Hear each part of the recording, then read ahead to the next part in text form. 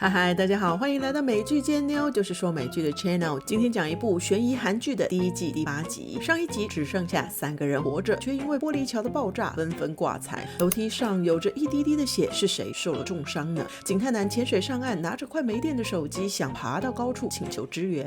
另外，玩家之间3人回到了宿舍，小七质问小右为什么要把人推下去，为什么要杀了无辜的人。小右说想要赢，其他人都得死，你是幸运才活下来，我是为了赢不择手段，并嘲笑小琪能力差是个废物，还只想当烂好人。小琪说那你头脑好能力强那么厉害，为什么现在会跟我在同一个地方打滚呢？啾咪。与此同时，红衣人拿着礼盒出现，要3人换上衣服，准备接受主办单位特别准备的礼物。江小来到了厕所，肚子插着一片玻璃，做完简易爆炸后便换上了衣服。另外警探男这边已经快被黑面男追上，手机却刚好有了讯号，赶快打给警局的组长，要组长追踪电话的位置来救他，然后前往更高处。宿舍里摆上了高级的桌子，美味的食物，是为了让最终玩家有更好的表现而准备的，要3人放心的尽情享用。与此同时，小七发现了江小面色苍白，食欲症。另外警探男这边跑到了悬崖边，被黑面男追上了，只要警探男放下枪跟手机就饶他一命。另外宿舍这边，红衣人收走了餐具，却把牛排刀留了下来，3人都拿起了刀。悬崖上，警探男毫不犹豫的开了一枪，黑面男肩膀中弹，却仍然要求对方听话投降，因为跟他走才能活命，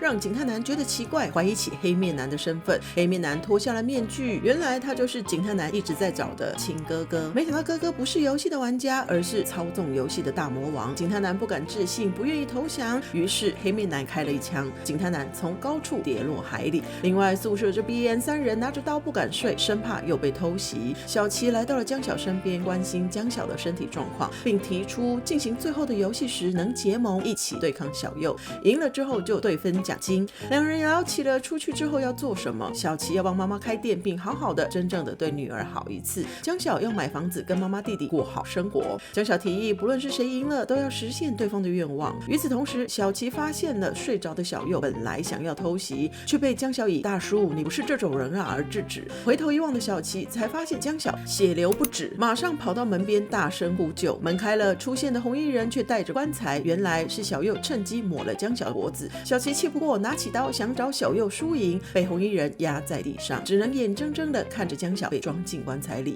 另外黑面男这边自行处理着枪伤，眼前又浮现了弟弟的身影。第8集就这样结束了。游戏的最终项目会